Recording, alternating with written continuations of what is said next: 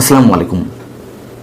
আমাদের সেনাপ্রধান জেনারেল ওয়াকারুজ্জামান একাধিকবার তার বক্তব্যের দৃঢ়তার সঙ্গে উচ্চারণ করেছেন, আর কোনো প্রকারের মব ভায়োলেন্স নয়, কোনো ধরনের মব ভায়োলেন্স আর টলারেট করা হবে না। শুধু সেনাপ্রধান তার বক্তব্যই নয়, সেনাবাহিনীর পক্ষ থেকেও পরবর্তীতে বেশ কয়েকটি প্রেস ব্রিফিং করা হয়েছে, সেগুলোতেও মব ভায়োলেন্সের বিরুদ্ধে স্পষ্ট কথা উচ্চারণ করা হয়েছে। মানুষ সেনাপ্রধানের বক্তব্য বা সেনাবাহিনীর পক্ষ থেকে যে সংবাদ সম্মেলনগুলো, সেই জায়গা থেকে বেশ খানিকটা আশ্বস্ত হয়েছিলেন যারা তুমুল আতঙ্কের মধ্যে দিন রাত কাটাচ্ছিলেন। কিন্তু সাধারণ মানুষ তাদের সেই সংখ্যা থেকে এখনো বের হতে পারেননি। মব ভায়োলেন্স এখনো চলছে, হয়তো কিছুটা কমেছে, কিন্তু মানুষের আশ্বস্ত হওয়ার মতন জায়গায় মানুষ এখনো পৌঁছাতে পারেনি।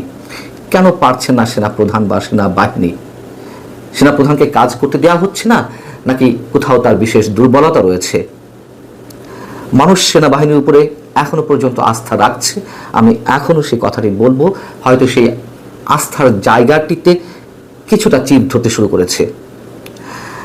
সেনাপ্রধানের বক্তব্যের পরে আমরা দেখলাম যে নারায়ণগঞ্জে বিচারালয়ের মধ্যে সাবেক সংসদ সদস্য মমতাজের উপরে মবের আক্রমণ হলো। খুলনাতে আওয়ামী লীগ নেতা বেগ লিয়াকত আলীর উপরে আক্রমণ করা হলো। রংপুরে জাতীয় পার্টির চেয়ারম্যান জিএম কাদেরের বাড়িতে মবের আক্রমণ ঘটানো হলো। এরকম আরো অনেক ঘটনা ঘটেছে। এবং সবশেষ রোববার সাবেক সিইসি কে নুরুল হুদাকে একটি বিশেষ গোষ্ঠীর মানুষেরা আটক করে তার গলায় জুতার মালা পরিয়ে দিলেন। বলা হচ্ছে যে স্থানীয় জনতা, তারা স্থানীয় জনতা অবশ্যই নয়, সাধারণ মানুষের অংশ নন, নিশ্চয়ই একটি বিশেষ গোষ্ঠীর প্রতিনিধি তারা। আমি এর আগের কন্টেন্টে, খানিকক্ষণ আগে যে কন্টেন্টে ছেড়েছি, ভিডিওটি আপনাদের সামনে দিয়েছি, সেখানে অবশ্যই আমি বলেছি যে ইতিহাসের দায় অবশ্যই রয়েছে সাবেক সিএসি নুরুল হুদার কাঁধে। তিনি জাতির সঙ্গে প্রতারণা করেছেন।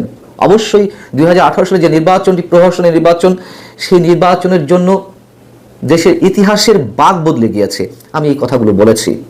কিন্তু তিনি অপরাধী এটিও আমরা জানি, সবাই জানি, তার বিচার হবে, হওয়ার মতোই ব্যক্তি তিনি। কিন্তু একজন মুক্তিযোদ্ধার গলায় জুতার মালা পরিয়ে দেওয়া হবে, এটি নিশ্চয় সহ্য করা যায় না, কোনো অবস্থাতেই সমর্থন করা যায় না। একজন মুক্তিযোদ্ধা অপরাধ করতেই পারেন, মুক্তিযোদ্ধা তার ফেরেশতা নন, তার জন্য অবশ্যই দেশের প্রচলিত আইনে বিচার হবে। কিন্তু জুতার মালা কেন? সেই জায়গা থেকে প্রশ্ন উঠছে যে সেনাবাহিনী কি পারছে না, নাকি তাদের কোনো ধরনের উদাসীনতা রয়েছে, নাকি তাদেরকে কাজ করতে দেওয়া হচ্ছে না? আমরা এ কথাও বলছি না যে সেনা সদস্যরা রাস্তার অলিতে গলিতে প্রতিটি বাড়ির সামনে তারা প্রহরা বসাবেন, কোনো ধরনের মব ভায়োলেন্স ঘটতে গেলেই সেটি প্রতিহত করবেন, এমনটা আমরা বলছি না, এটা সম্ভব নয়। কিন্তু এ কথা তো সত্য যে যারা মব ঘটাচ্ছেন তারা কেন এই সাহসটি পাচ্ছেন? কেন সেনা প্রধানের স্পষ্ট বক্তব্যের পরেও, হুঁশিয়ারির পরেও তাদের মধ্যে কোনো ধরনের ভয়ের, কোনো ধরনের ছাপ দেখা যাচ্ছে না? তারা একের পর এক নানান বিষয়ে উৎসাহিত হচ্ছেন। এর কারণ অবশ্যই, এটুকু আমি নিশ্চিত করে বলবো, মব ঘটানোর বিরুদ্ধে বা মবের প্রতি উৎসাহিত যাতে মানুষ না হয়, তার জন্য কোনো ধরনের দৃষ্টান্ত স্থাপন করা যায়নি।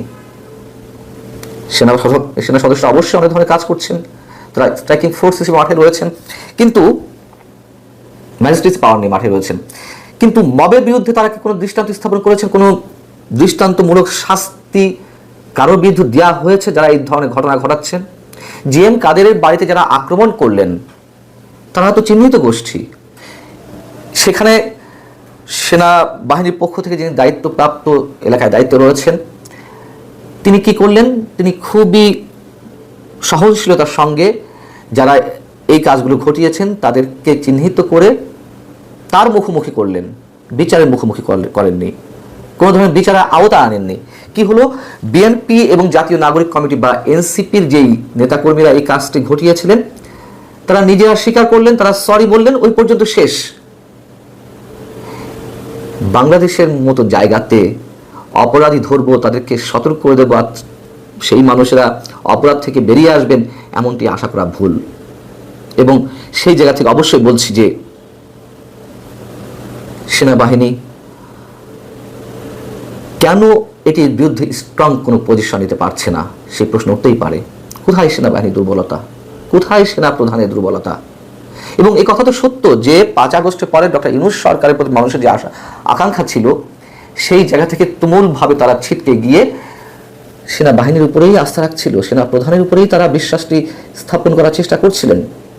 অন্যান্য সব জায়গা বাদ দিলাম, এই জায়গাটিতে মানুষ কেন এখনো নিশ্চিত হতে পারছে না যে না, এই ধরনের কোনো সমস্যার মুখোমুখি, এই ধরনের কোনো ভয়ঙ্কর ঘটনার মুখোমুখি তাদেরকে হতে হবে না। আমাদের মহামান্য উপদেষ্টা ডক্টর মোহাম্মদ ইউনূস রোববারই একটি অনুষ্ঠানে যে কথাগুলো বলেছেন, খুবই হাস্যকর মনে হয় তার কথাগুলো ইদানিং আমাদের কাছে, খুবই স্বাভাবিক। তিনি বলছেন যে আজকে জুলাইয়ে মানবতা বিরোধী অপরাধীদের বিচারে জাতি ঐক্যবদ্ধ হয়েছে, আন্তর্জাতিক অপরাধ ট্রাইব্যুনাল প্রতিষ্ঠা করা হয়েছে জুলাইয়ে সংঘটিত মানবতা বিরোধী অপরাধের তদন্ত এবং বিচার কাজের জন্য। আচ্ছা, এটা কোন ধরনের কথা? মানবতা বিরোধী অপরাধ ট্রাইব্যুনাল গঠিত হয়েছিল 71 মানবতা বিরোধী অপরাধের বিচারের জন্য। এই নতুন নতুন কথা তিনি কোত্থেকে উদ্ভব করছেন? বেশ ভালো কথা, তার স্লিপ অফ টাং আমরা ধরে নিলাম।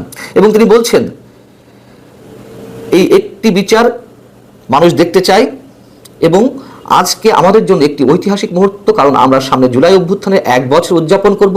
আমাদের তরুণরা রক্তের বিনিময়ে তাদের প্রত্যাশার কথা জানিয়েছে এবং আমাদের দায়িত্ব হচ্ছে তাদের নতুন বাংলাদেশ গড়ার স্বপ্নকে বাস্তবে রূপ দেওয়া। কোন প্রতিহিংসার জায়গা থেকে মানবতা বিরোধী অপরাধ ট্রাইব্যুনালে আওয়ামী লীগের বিচার হচ্ছে? আওয়ামী লীগের বিচার আমরা সবাই চাই, আওয়ামী লীগের বিচার না, আওয়ামী লীগের যারা অপরাধ, বিভিন্ন ধরনের অপরাধমূলক কর্মকাণ্ডের সঙ্গে জড়িত। কিন্তু এইভাবে কেন? এবং যে হাজার হাজার তরুণের রক্তের কথা বলা হচ্ছে, স্পষ্টত সেই তরুণদের রক্তের সঙ্গে বেইমানি করছেন ডক্টর মোহাম্মদ ইউনূস। এই বাংলাদেশ তারা চাননি।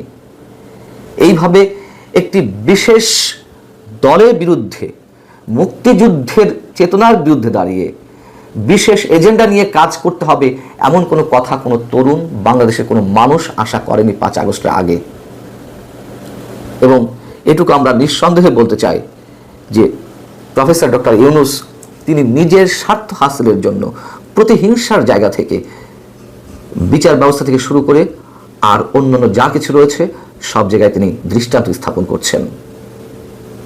ভালো থাকুন সবাই, আল্লাহ হাফিজ।